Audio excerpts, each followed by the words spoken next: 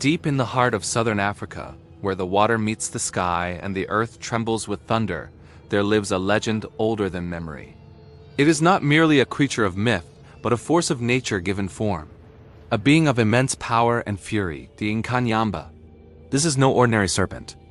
The Inkanyamba is a chimera of terror and beauty. Its body is that of a colossal snake, powerful enough to shake the earth. But its head is that of a stallion twisted into a divine nightmare. A finned mane runs down its neck, and some say it bears great flippers, allowing it to move through water and air with impossible grace. It is a creature of conflicting forms, a hybrid of horse and serpent, a true god of the storm. Every god needs a throne. For the Inkanyamba, it is the deep, dark pools at the base of mighty waterfalls. Here, at Howick Falls in KwaZulu-Natal, its presence is most deeply felt. The mist that rises from the crashing water is said to be its breath. The local people know to approach with caution, for to look directly into the pool is to risk catching the eye of the god itself. Only the sangomas, the traditional healers, are granted the privilege to approach. They come to offer prayers and sacrifices, to placate the tempestuous spirit that resides within. To them, the waterfall is not just a landmark. It is a sacred cathedral, the seat of a powerful, volatile deity. But the Inkanyamba does not stay confined to its watery abode. When the summer heat builds, so does its restless energy. It is said to take to the skies, transforming into a living, swirling tornado. This is its great migration, a flight across the land in search of its mate. The violent storms, the destructive hail, the howling winds, these are not random acts of nature. They are the symptoms of the Inkanyamba's anger, its loneliness, its raw, untamed power made manifest.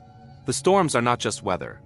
They are a direct expression of the Inkanyamba's mood, a terrifying display for all to witness. The entire landscape holds its breath as the serpent god passes, hoping its fury will soon be quenched. To live in the shadow of such a power requires respect. For generations, the people have offered sacrifices, goats, and chickens to appease its wrath and ask for gentle rains.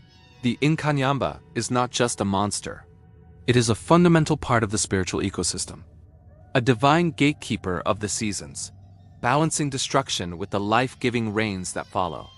And some believe the spirit of the Inkanyamba can choose a person. Those born with this calling may find themselves drawn to water, sensitive to storms. They must undergo a sacred initiation to become healers, learning to live by strict rules and perform yearly rituals. In this way, the fearsome storm god also grants gifts and purpose, forging a direct connection between the divine and the mortal. The legend of the Inkanyamba is far from a forgotten fairy tale. It is a living, breathing part of cultural identity. It is a story that explains the awesome, terrifying power of the natural world. It is a warning to respect forces greater than ourselves. So the next time you stand before a great waterfall or witness a summer storm brewing on the horizon, remember what the people of this land have always known. You are not just watching the weather. You are witnessing the passage of a god. Before elephants walked the earth, before snakes slithered through the grass, something else existed. A creature born from the very first thoughts of the gods. It was a being of such perfect power and cunning that its creation became their greatest, most terrifying mistake. They called it the Grootslang, the great snake. Imagine a colossal beast, the body of an immense serpent fused with the head, tusks, and terrifying intelligence of a mighty elephant. It was too strong, too smart, too destructive to be allowed to exist. The gods saw the monster they had unleashed and were filled with fear. Terrified of their own creation, they took drastic action. They tore the Grootslang in two, splitting its form into the two distinct creatures we know today, the first elephants and the first snakes. A brutal, divine separation meant to undo their error, but they were too late. One of the originals, one of the primordial Grootslangs, escaped the celestial purge. It fled and hid itself away in the deep, dark places of the world, nursing a burning hatred for the gods who had tried to unmake it, and a consuming love for one thing: treasure. For millennia, it has lurked in the shadows. And legend says its lair is right here, in the sun-baked, desolate wastes of the Richtersveld in South Africa. A place whispered about in fearful tones, known as the Wonder Hole or the Bottomless Pit. It's a vast cave system, so deep and labyrinthine that no one has ever successfully mapped its end. It's a place from which few explorers return. And this is no empty cave.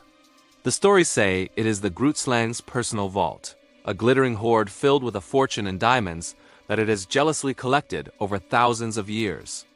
It represents the ultimate treasure, guarded by the ultimate predator. The perfect trap for the greedy and the bold. This legend has acted like a siren's call for centuries. Men, blinded by the promise of unimaginable wealth, have been drawn to this hole in the earth. Perhaps the most famous of these doomed adventurers was an Englishman named Peter Grayson. In 1917, he was consumed by the tale of the Grootslang and its diamond hoard. He assembled a team, gathered supplies, and ventured into the harsh, unforgiving landscape of the Richtersveld, absolutely determined to find the Grootslang's lair and claim its fabulous treasure for himself. As they got closer to the supposed location of the Wonder Hole, a palpable sense of dread began to settle over the expedition. Grayson's companions grew fearful, their courage failing them as local tailies and the oppressive atmosphere of the desert wore them down. One by one, they turned back, abandoning the quest. But Peter Grayson was undeterred. He pushed on, alone. He was never seen again. Nobody was ever found, no trace of his camp, nothing.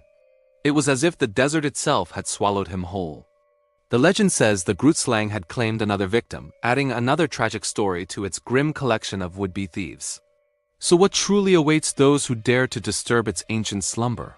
The Grootslang is a terrifying hybrid hunter, combining the deadliest aspects of two powerful animals. It possesses the crushing, constricting power of the world's largest serpents, capable of shattering bone with a single squeeze. But it also has the raw, terrifying strength, the sharp tusks, and the cunning mind of a bull elephant, making it not just a brute but a thinking, strategic predator. The local Khoikhoi people, who have lived in this region for generations, know this power all too well. They speak of an aura of pure malevolence that hangs heavy in the air around its den. A feeling of being watched by something ancient and hungry. To avoid its wrath, they don't seek its treasure. Instead, they leave offerings. Small tokens of respect, placed near the cave entrance, meant to appease the Ancient One, the primordial mistake that still walks or slithers among them. When you think about it, the Grootslang is more than just a monster from a campfire story. It is a warning, a lesson carved into the very landscape of the Richtersveld. It teaches us that some treasures are not meant to be found, that some doors are not meant to be opened. And it reminds us that the oldest creatures, the ones that predate our own history, are often the most cunning, the most powerful, and the most vengeful. So the next time you hear a story of a bottomless pit filled with diamonds, remember the Grootslang. It is still down there, in the dark, guarding its treasure, and waiting.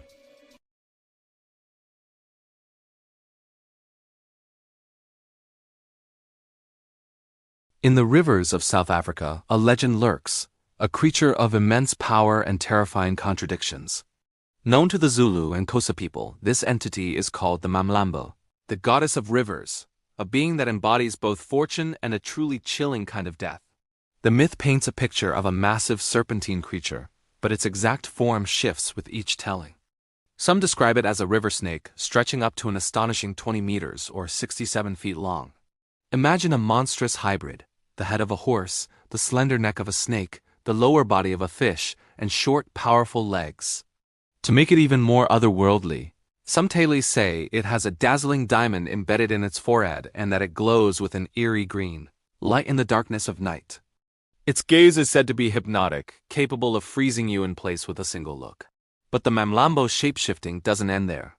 In a classic siren-like twist, it's believed she can transform into a stunningly beautiful woman.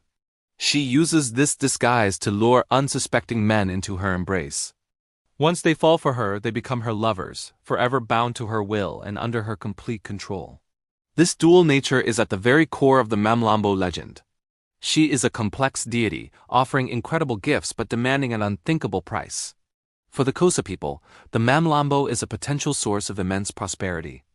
Anyone who owns or accommodates her might find themselves blessed with unexpected wealth, whether it's piles of cash or herds of healthy livestock. It's the ultimate shortcut to riches, a supernatural get-rich-quick scheme. But this wealth is never free. It's built on a foundation of blood and sacrifice. The Mamlambo has a constant, insatiable hunger, and she demands regular offerings to keep the good fortune flowing.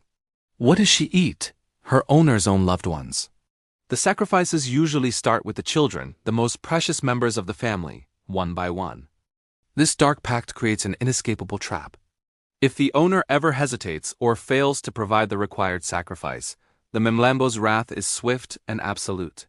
She won't just take her fortune back.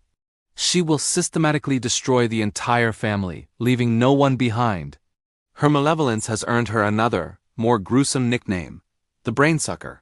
This comes from a particularly horrifying detail in some legends. When the Mamlambo attacks, especially those who drown in her river domain, she isn't content with just killing them. It's said she devours their faces and sucks out their brains, leaving behind mutilated corpses. This terrifying habit has made her a feared entity, a true monster of the deep. Beyond the water, her power is also said to extend to the skies, as she is often associated with violent thunderstorms and deadly bolts of lightning. You might think this is just an ancient story, a relic of a bygone era, but the legend of the Mamlambo is very much alive. In 1997, it burst into international headlines. Newspapers across South Africa were filled with reports of a giant reptile sighted in the Mzimlaba River, near the town of Mount Aleph. It wasn't just sightings. A string of mysterious deaths occurred around the same time. The local community was convinced the Mamlambo was responsible. The bodies recovered from the river bore horrific injuries, consistent with the brain-sucker legend. Police, of course, offered a more scientific explanation. They theorized that the victims had drowned and that the gruesome facial mutilations were caused by river crabs feasting on the remains, but for many locals this explanation fell short. The crabs didn't explain the sightings of the massive, glowing creature. They couldn't dismiss the power of a myth that had been passed down for generations. The fear was real and the Mamlambo was blamed. This event highlights why the Mamlambo myth endures so powerfully. It's more than just a monster story. It's a complex tapestry woven from traditional beliefs, the raw power and danger of nature, and very modern anxieties.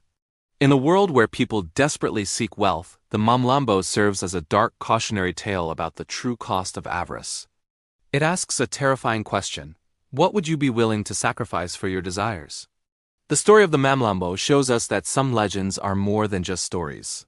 They are living parts of a culture, reflecting its deepest fears and values. It's a powerful reminder that even in our modern world, the ancient waters can still hold mysteries that defy easy explanation, and that some monsters are terrifying not just for what they are, but for what they represent about us. Thank you so much for watching. If you enjoy diving into dark legends and terrifying folklore, make sure to subscribe and hit that notification bell so you don't miss our next exploration into the unknown. Until next time, stay curious.